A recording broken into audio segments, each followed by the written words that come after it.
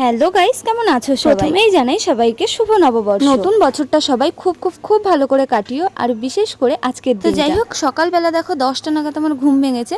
ঘুম থেকে উঠে এখন আমি যাচ্ছি স্নান করতে। তো চলো স্নান করে আসি, দেন কথা হবে। A few moments later. তো স্নান করে চলে এসেছি, আর নতুন জামাও পরে নিয়েছি। সরি, জামা না, নাইটি। প্রতি বছরের মতো এবারও দেখো সবার প্রথমে চলে গেছি ঠাকুর ঘরে, ঠাকুর প্রণাম করতে। দেন তারপরে বাড়ির যত গুরুজন আছে তাদেরকে প্রণাম করব। ছোট থেকেই পয়লা বৈশাখের দিনটা মানে সকালটা আমার এইভাবেই কাটে। যদিও বা যখন ছোট ছিলাম তখন অনেক সকালে উঠতাম, মানে ভোরবেলা ঘুম থেকে উঠে আগে একটু পড়তে বসতাম, তারপরে স্নান করে সবাইকে প্রণাম করতাম। আমার ঠাম্মা সবসময় বলতেন যে আজকের দিনে যা যা করবি সারা বছর ধরে সেইগুলোই করবি। ওই কারণেই আগে গিয়ে পড়তে বসতাম, যাতে সারা বছর ভালো করে পড়াশোনাটা করতে পারি। তারপরে মানে সেই দিনটা মোটামুটি খুব ভালোভাবেই কাটাতাম। তো ছোটবেলাটা সত্যি অনেক সুন্দর ছিল, খুব মিস করি আমি সেই ছোট্টবেলাটাকে। আর সাথে আমার বাবাকে আর আমার ঠাম্মাকে তো আরো ভীষণভাবে মিস করি। এদিকে তোমরা সবাই আমার ঘরটাকে একটু ইগনোর করো, তার কারণ আমার কিছুদিন আগে আমি ঘর ছেড়েছিলাম, তো ঘরের অবস্থা এখন আমি ঠিকঠাক করে গোছাতে পারিনি, একটু এলোমেলো হয়ে রয়েছে। একটু না, অনেকটাই এলোমেলো হয়ে রয়েছে। তো যাই হোক, দেখো তারপরে আমি আমার বাবাকে, আমার ঠাম্মাকে, আমার মাকে, আমার দিদাকে সবাইকে প্রণাম করে। আর আজকের দিনটা তোমরা কিভাবে কাটালে আমাকে কিন্তু অবশ্যই কমেন্ট করে জানিও। এইদিকে ছিল আমার গুলু ভাই, আর আমার গুলু ভাইকে আমি একটা হাম্পা খেয়ে নিলাম। তো তারপরে চললাম আমার দাদাকে প্রণাম করতে। কিন্তু আমার দাদা প্রথমে আমাকে প্রণাম করতে দিচ্ছিল না, বলছিল আমার কাছে টাকা পয়সা নেই, যা প্রণাম করতে হবে না। তারপরে আমি যেই বললাম ভিডিও চলছে, উঠে আয়, তো আমার দাদা লাফ দিয়ে উঠে পড়ে। সবাইকে প্রণাম করে আমি বাজারের ব্যাগ হাতে নিয়ে চললাম বাজার করতে। মানে আমি একা না, আমার সাথে আমার দাদাও ছিল। তারপরে যেতে যেতে এখানে সাগরদার সাথে দেখা হলো। তো তারপরে চলো দেখা যাক আজকে কি কি বাজার করতে। প্রথমেই চলে আসলাম মিষ্টির দোকানে ঠাকুরের জন্য মিষ্টি নিতে, আর এখানে এসে তো দেখছি অনেকটাই ভিড় আছে। তারপরে সেখান থেকে মিষ্টি নিয়ে সোজা চলে এসেছি মাংসর দোকানে। মাংসর দোকান থেকে সোজা চলে এসেছি মুদি দোকানের অনেক কিছুই নেওয়ার ছিল, তো ওই কারণে ওইখানটাতে মানে মুদি দোকানে অনেকটাই সময় কেটেছে। তারপরে আমাদের ছোট্ট গোপালের জন্য একটা জামা কিনেছিলাম, আর তারপরে এখানে চলে এসেছি মানে এই সবজি নিতে।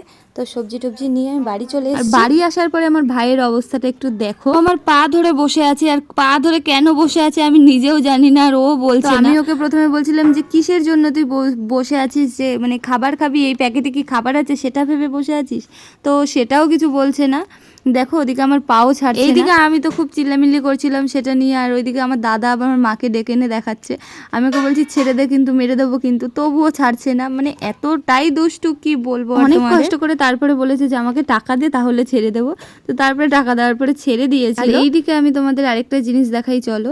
এই যে দেখো আমার দাদা আবার মাছ করতে বসেছে। বাড়ি থেকে এই মাছগুলো রেখেছিল, বাটা মাছ। তো ও বাটা মাছ খেতে খুব ভালোবাসে, কিন্তু আমি যেহেতু মাছ করতে পারি না, তাই দাদা বললো ঠিক আছে চল আমি কেটে দিই। তারপরে চলে আসলাম সোজা রান্নাঘরে, আর এখানে এসে তো রান্না বান্না শুরু করে দিয়েছি। আর পয়লা বৈশাখের দিন আমাদের এখানে আবার আমাদের মন্দির থেকে গোসাই নিয়ে সবার বাড়ি বাড়ি যায়, তো সেটাই এসেছিল। এই যে আমার রান্না বান্না চলছিলই।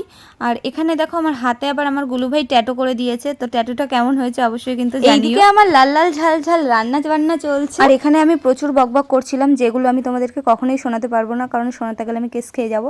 তো যাই হোক, সেগুলো আর নাই বা বললাম। আর আমি রান্না করতে যাবো আর এরকম লঙ্কার গুঁড়ো দিয়ে লাল করবো না, সেটা কখনোই সম্ভব নয়। যতক্ষণ না একদম টুকটুকে লাল কালারটা আছে ততক্ষণ আমি লঙ্কার গুঁড়ো দিতেই থাকি। ততক্ষণে মানে যতই ঝাল হয়ে যাক না কেন, মানুষ খেতে পারুক চাই না পারুক, গুঁড়ো আমাকে দিতেই হবে।